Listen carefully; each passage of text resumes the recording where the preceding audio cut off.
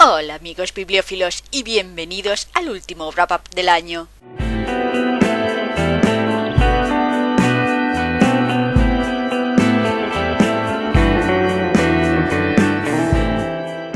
Sí, este es el resumen de las lecturas de octubre, el último que voy a hacer en este año 2016, el año troll de mierda, que ya se termina. Y en el mes de octubre leí 7 libros, 6 novelas y una novela gráfica, y podríamos titular este mes como Crimen y no castigo, porque yo creo que temáticamente le va bien. Y sin más, comencemos. El primer libro que leí fue una novela gráfica, La muerte de Stalin, guionizado por Fabien Nury y dibujado por Thierry Robin. Creo que así se dice en francés. El título nos da una idea sobre lo que va la obra. El fallecimiento de Stalin, el vacío de poder consecuente y la lucha que se produjo para sucederle. La muerte de Stalin desencadenó un juego de traiciones, alianzas imprevisibles y caos que no puso a la URSS en peligro porque el régimen se había establecido con tal fuerza y con cualquier posible oposición tan purgada que ni siquiera la lucha intestina de los posibles herederos al poder podía hacerlo tambalear. No todo lo que cuenta este cómic es cierto. Un historiador en un artículo publicado en el mismo tomo explica qué cosas ocurrieron y cuáles no, pero la intención del autor es más bien alcanzar una especie de narrativa que logre armonizar los relatos contrapuestos y que puede llegar más a ser una verdad que los hechos sueltos vistos en frío. Intenta dar la idea de que ningún régimen puede llegar a hacer cosas malas solo por una manzana podrida, que el resto debe ser cómplice de alguna manera. El cómic es de la escuela franco-belga y el dibujo es muy expresivo y cinematográfico. Hay casi un acercamiento al expresionismo. Los personajes parecen algo deformados o caricaturizados, como si no se quisiera hacerlos del todo humanos, pero es precisamente sus debilidades humanas las que el lector puede ver. Pese a lo que cuenta, es un cómic entretenido, muy fácil de leer, de seguir y de comprender, y a veces hasta consigue parecer un storyboard para una película en ciertos momentos. Si el tema os interesa, podéis echarle un vistazo. El segundo libro que leí fue Muerte de un aviador, de Christopher St. John Sprague. Me gusta un misterio quien lo hizo más que a un tonto un lápiz, eso es así, ya lo sabéis. Incluso teniendo esto en cuenta, el libro es apreciable, siempre y cuando no os importe que sea un divertimento ligero, un puzzle con sabor a clásico. De hecho, está editado por Siruela, que se está dedicando a editar clásicos del género que no habían sido editados antes o a recuperar obras hace tiempo no editadas en castellano. La novela nos cuenta la historia de Edwin Marriott, obispo protestante australiano que comienza a tomar clases de vuelo en el Aeroclub Bastogne en Inglaterra. Un día, uno de los instructores muere en un trágico accidente, pero el pastor Marriott descubre, por casualidad, un detalle que le convence de que el accidente no fue tal, sino un asesinato. Literariamente hablando, tiene tan poco valor como cualquier novela de Agatha Christie, pero es muy entretenida. Además, el misterio es ingenioso y en la época en la que se escribió ya se estaba en unas novelas detectivescas algo más sofisticadas en cuanto al puzzle. Ya se habían dejado atrás los misterios más simples y probablemente más lógicos, porque la gente ya se había leído suficientes libros del género y ya conocían los trucos y podían llegar a la solución más fácilmente. Así que esta novela es consciente de ello y complica lo suficiente el misterio. Además, lo hace en momentos clave. Cuando más o menos puedes discernir qué pasó, aparece una nueva información o un nuevo giro que te lía. El pescado rojo de costumbre que te golpea con su aleta. Y aún así, sigue siendo un misterio simple, de corte clásico, con personajes simpáticos, que no pasan de ser funcionales, pero cumplen esa función con creces, y un ritmo vivo que no decae ni siquiera una vez se ha descubierto al criminal. De hecho, hay un último giro bastante emocionante cuando ya creemos que no pasará nada más porque ya sabemos lo que ocurrió y cómo. También tiene mucho de comedia, sobre todo las apariciones de Lady Crumbles, que son hilarantes, con esa retranca inglesa que a mí tanto me gusta. En resumen, Muerte de un aviador es un whodunit apreciable y disfrutable de principio a fin, sobre todo para los amantes del género. Por cierto, un pequeño dato histórico. Christopher St. John Sprague se unió a las Brigadas Internacionales y murió en el frente del Jarama en 1937. El siguiente libro que me leí fue Rampo, la mirada perversa, un compendio de historias cortas escritas por Edogawa Rampo. ¡Rampo! Ya hablé de Rampo cuando comenté otra obra suya, El misterio de la isla Panorama, así que no abundaré aquí. Solo decir que Edogawa Rampo es el padre de la novela de misterio moderna en Japón y uno de los pilares del género eroguro, que mezcla el terror y el sexo. Y precisamente eso hacen estos cuentos recogidos en el libro. La mayor parte de ellos son una muestra de la fascinación del autor por las bajas pulsiones del hombre, que pueden dar lugar al crimen, o al sexo, o a ambos. Tienen una atmósfera enfermiza estos relatos. Por ejemplo, La oruga es como si Johnny cogió su fusil hubiera pasado por el tamiz de Tom Coscarelli o Darío Argento. Dalton Trumbo ni se imaginó algo así. Por cierto, Johnny cogió su fusil es de 1939, mientras que La oruga es de 1929. Y eso es lo más destacable de la obra de Rampo. Estos relatos se escribieron en la década de 1920 y tienen un nivel de oscuridad, sordidez y sensualidad, o claramente sexualidad, que podrían perfectamente competir en la actualidad con otras obras homólogas. Quiero decir, en esa época, en el género de misterio, Europa estaba con las primeras obras de Agatha Christie y esa corriente de novelas detectivescas inglesas clásicas, mientras que Rampo se saca de la manga historias crueles y siniestras con un gran componente sexual. Rampo tuvo una gran influencia en la literatura de su país y es evidentemente rompedor, aunque no lo parezca desde los estándares actuales, porque ahora estamos curados de espanto. Sin embargo, dado que son cuentos en los que además lo atmosférico y el establecimiento de la situación más que la finalización son lo importante, yo no puedo decir que me hayan enamorado, pero cualquier fan del género debería leerlo, porque es muy interesante. La cuarta novela que me leí fue Una chica con pistola, de Amy Stewart.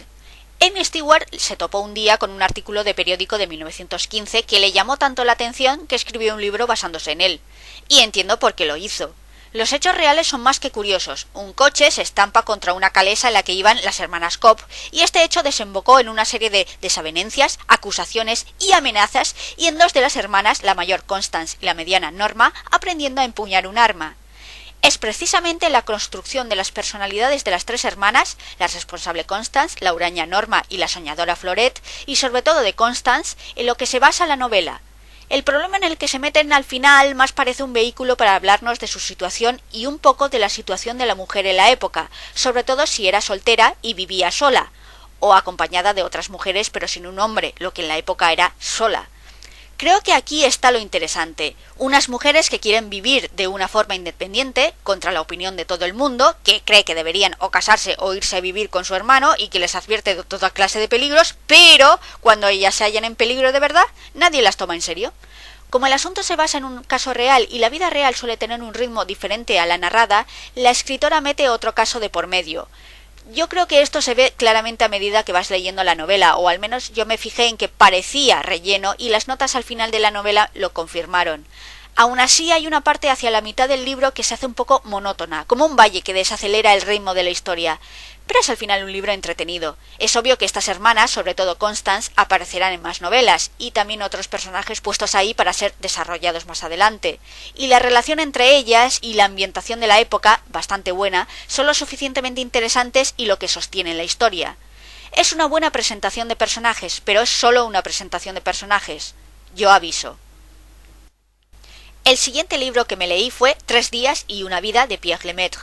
Ya sabéis que a mí me encanta Pierre Lemaitre, con sus thrillers quematramas de giros lockers. Bien, esta novela no es así. 3 días y una vida es más seria, menos thriller, más realista, más novela. A diferencia de los otros libros de Lemaitre, se puede releer.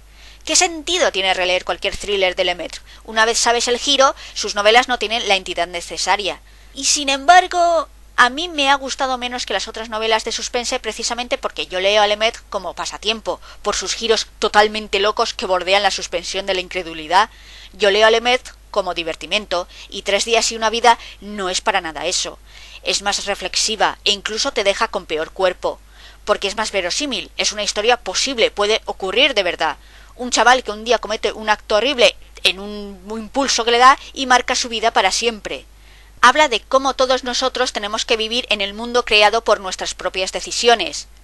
Sí, incluso aunque el azar pueda tener un peso en tu vida, en lo que te pasa, siempre habrá un momento donde tendrás que tomar una gran decisión, y tras haberla tomado todas tus decisiones restantes serán pequeñas, cada vez más pequeñas, y estarán directamente mediatizadas por esa gran decisión, hasta que ya no tengas absolutamente ninguna opción y vivas en la cárcel creada por tus propias decisiones.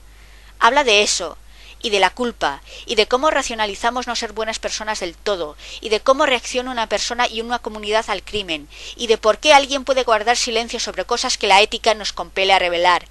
Esta novela sigue teniendo algunos elementos de los thrillers de Lemaitre, aunque no tiene giro sorprendente. Sí tiene una especie de revelación al final, pero no es tanto para sorprender como para reforzar el tema de la novela. Sigue siendo, eso sí, tan fácil de leer como siempre. Lo leí en un día y podría haberlo leído en menos tiempo, incluso es insultantemente fácil de leer. Así que sí, 3 días y una vida es mejor novela que los demás libros de Lemaitre que he leído. Objetivamente lo es.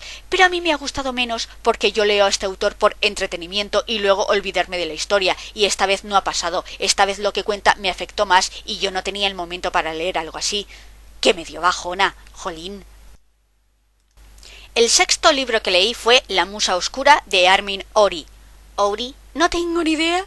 La novela nos sitúa en Berlín, en 1865, donde el joven estudiante de Derecho Julius Bentheim, que trabaja para la policía como dibujante de escenas de crimen para ganar algo de dinero, participa en la investigación de un asesinato.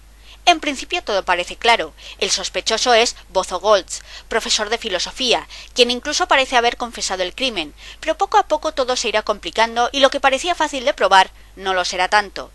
Este es un puzzle lógico, un asesinato perfecto contado con destreza, gran inmersión histórica y una creencia por el lado filosófico del crimen. Y diréis, perfecto, ¿no? Justo lo que te gusta. No. Hay un pequeñísimo problema. Yo estudié Derecho, y esta novela es un caso práctico de derecho penal. De hecho, la escuela alemana estaría encantada con este proceso donde se siguen todas las reglas de forma eficiente, tan germana y metódica. Y ese es mi problema. En la vida real eso no pasa. Por mucho que a los juristas nos encante pensar que el derecho y su aplicación es un ejercicio meramente intelectual, no es cierto.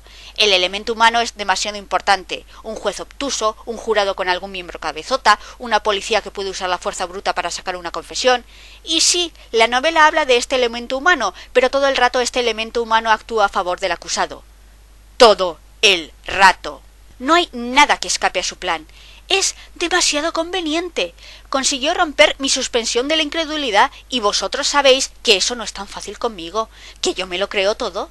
Así que es una mezcla de conocimiento de causa y demasiados elementos que funcionan de forma excesivamente perfecta, lo que me hizo no disfrutar del todo de este libro. Porque, a ver, se supone que el proceso judicial sigue todas las fases y puntos del proceso penal y el non bis in idem y todo eso, pero luego todas esas personas, todos esos próceres, no eran capaces de ver la forma lógica de saltarse ese inconveniente de forma legal, porque de repente estamos en el siglo XIX de verdad y ese uso del derecho penal y de la responsabilidad penal no se les ha ocurrido. No puedes ponerme un ejemplo de problema penal perfecto y luego pedirme que desactive el cerebro, colega. Pero ese es un problema personal mío. Este libro es, por lo demás, disfrutable y seguro que le gusta a mucha gente. Tiene una buena recreación histórica y, de hecho, lo que más me ha gustado es la inmersión en el mundo intelectual de la Alemania de la época. Esos círculos, o parte de esos círculos, que crearían un corpus filosófico para el antisemitismo, el racismo y el nacionalismo extremo que terminarían en lo que todos conocemos en el siglo XX. Esta era la época donde se justificó el imperialismo y el colonialismo usando argumentos científicos. Ya no era Dios o la moral lo que justificaba al hombre blanco, sino su superioridad intelectual, su superioridad racial y genética. Eso sí, la publicidad del libro habla de que se ahonda en lo oscuro de la condición humana y el propio narrador habla de cómo conoció con este caso el mal. Y mira, no. Para eso los personajes tendrían que tener una profundidad psicológica mayor. Lo máximo que puedo decir del protagonista es que es bueno dibujando. Y ya está. Los personajes son planos y en algunos casos son simples caricaturas. Pero el caso es entretenido, los giros seguro que hacen las delicias de muchos y si no tenéis problemas con recrear un caso práctico de derecho penal, os lo pasaréis bien. El último libro que leí fue Me llamo Lucy Barton, de Elizabeth Strout. Elizabeth Strout se hizo mundialmente famosa con su novela Olive Kitteridge, que ganó el Pulitzer y fue adaptada a una miniserie del mismo nombre.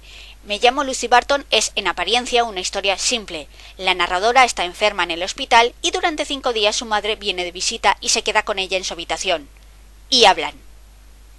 Poco. Cometí un error con este libro. Lo leí en una temporada en la que tenía la cabeza en otra parte, y esta novela no es una de esas que puedas leer poniéndole solo la mitad de tu atención.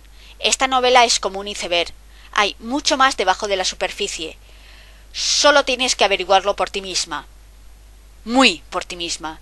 Porque la escritora utiliza muy pocas palabras y muchos sobreentendidos, rodeos y perífrasis. No dice cirujana plástica, dice la mujer que hace que no me parezca mi madre. Jamás te dice algo directamente. Al menos no hasta que al hablar de un taller de lectura en el que la narradora participaba, la profesora de dicho taller, a quien entrega las notas de lo que luego sería esta novela que estás leyendo, explica exactamente de qué va la novela. Y por una parte yo lo agradecí porque iba despistada y no había logrado captar todo el meollo, pero por otra parte te acaba de explicar la historia, como si fueras un niño que necesita una guía. Y de verdad que no sé qué pensar de eso. La novela a veces bordea la genialidad y otras toma decisiones que no comprendo. Y eso me ha confundido bastante, lo cual no significa que la novela sea mala, ni mucho menos, pero es compleja, o más compleja de lo que parece, porque la autora ha decidido intentar expresar aquello que no suele decirse, esa parte de las relaciones que solo se intuye, todo aquello que callamos y nos guardamos para nosotros. Habla de la familia y de cómo a veces las relaciones familiares son difíciles, cómo algunas veces las familias son difíciles, cómo las personas que más deberían amarte y protegerte no lo hacen. Pero eso no quiere decir que sean horribles todo el rato. La misma persona que te encierra durante horas en una furgoneta es quien te compra una manzana caramelizada y se la come en silencio cuando no la quieres. Ojalá las personas fueran buenas o malas todo el tiempo, así sería más fácil, pero no ocurre. También habla de cómo recordamos las cosas o cómo no las recordamos, cómo decidimos qué olvidar y por qué. Habla de muchas cosas y probablemente yo no pillé ni la mitad. Afortunadamente para todos nosotros, en el canal Los Libros de María Antonieta tenéis una reseña completísima que os resolverá todas vuestras dudas. Y así yo me ahorro el trabajo. Lo que sí os puedo decir es que esta novela no gustará a todo el mundo. Es como esas películas iraníes o finlandesas que ganan festivales de cine y consisten en muchos planos largos con gente mirándose sin decir nada. Incidentalmente, a mí me encantó la peli Nader y Simin, una separación, pero sé que no le gustará a todo el mundo. Yo admito que no estaba en el mejor momento para leer esta novela y tal vez debería haberla dejado, pero no lo hice porque me estaba pareciendo buena, aun con un 45% del cerebro activo, y eso dice mucho a su favor. Y bueno, ya está, eso es todo, esos son todos los libros que leí en noviembre, como siempre me ha salido eterno, pero ya sabéis cómo soy, ya tendríais que estar acostumbrados. De todas formas, espero que el wrap-up os haya ayudado y si tenéis alguna duda no tenéis más que preguntar. Y ahora sí, me despido, como siempre, gracias por estar ahí aguantándome. Hasta la próxima vez, adiós.